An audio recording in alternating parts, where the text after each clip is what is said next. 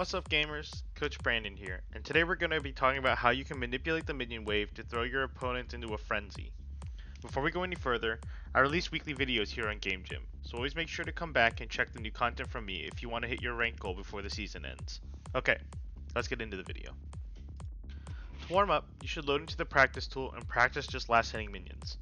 I know I've asked you to do this before, but this time you want to really focus on last hitting the minions as it is a core concept to what I'm going to explain in this video. Pick your champ of choice and really work on getting those last hits onto the minions with your auto attacks. No abilities here, just autos. Unless it's an ability like Ezreal Q or Yone Q. Do this for 2 to 3 minutes so that you get comfortable with the kill range of your autos on the minions. The reason I'm emphasizing this so much is because if you just carelessly push the waves or manipulate waves without getting the gold from the minions, these strategies become a lot less effective. So it is extremely important that you practice your CS mechanics properly. The first wave manipulation tactic I want to bring up is the slow push. Slow pushing is when you only last hit minions so that the wave slowly builds up and eventually will crash a big wave under your opponent's tower. Slow pushing is extremely effective because it gives you a big timer to leave your lane. There are many options for you once you have built up your slow push, and these include putting down deep vision, roaming to another lane, or backing and buying items. To start building your slow push, you want to be doing slightly more damage to the wave than your opponent. You can do this by seeing how they are hitting the wave. If they're trying to push by using abilities and constantly autoing the wave, then you should do the same.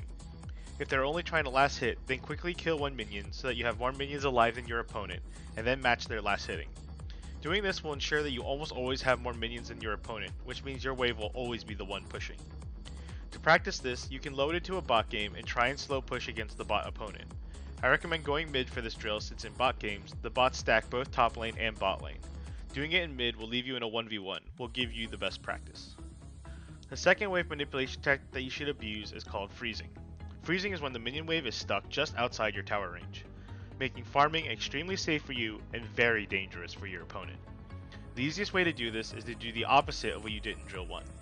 Instead of trying to outpace your opponent with hitting the wave, you want to be doing slightly less than them. For example, if they're using abilities on the wave, you should just auto. This way, the wave should slow push into you, but don't let the wave build up too much. You only want about 4 to 5 minions to be pushing towards you. Once you have 4 to 5 enemy minions, drag them to just outside your tower range and then hold them there until your minion wave comes to match them. Once this happens, the next enemy minion wave comes, you want to thin the enemy wave until it's back to 4 to 5 minions. If you're able to keep the 4 to 5 minions stuck outside your tower, the wave will be stuck there and you will freeze the lane. And the more you practice this, the harder it becomes for your enemies to break it. Freezes are extremely beneficial because they require your opponent to either break it, which makes them extremely easy to gank, or they'll miss a high majority of their farm. Abusing freezes is the easiest way to win free laning phases, especially in low elo, when nobody has any clue as what you're doing. To practice this, go into a bot game. Again, I recommend mid lane even if it's the hardest lane to freeze, and practice freezing waves against bots. Now that you understand the two main wave manipulation tactics, let's talk about how to set up for free from the very first wave. If you don't have to leash, a very easy lane manipulation tactic you can do is to walk into the lane before the minions crash and drag the enemy minions a little bit towards your opponent's side of the lane. Doing this will start a slow push for your enemy without them even having to start it themselves.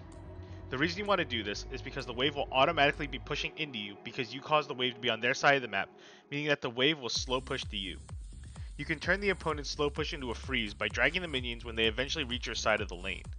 Doing this effectively causes you to win the lane from level 1, so it's a really fun and cool trick to learn and practice to use in your games. Before doing it in a real match, I recommend going to a bot game and trying to use this early manipulation tactic as it can take some time to remember how to do it and learn how to do it effectively. Again, I'm Coach Brandon, and today we went over various lane manipulation tactics to help win you games almost even before they begin. I hope these drills and practice help you, and if you have any questions, you can always leave a comment and I'll do my best to address them. As always, remember to stay hungry, stay humble, and I'll see you next time on the Rift.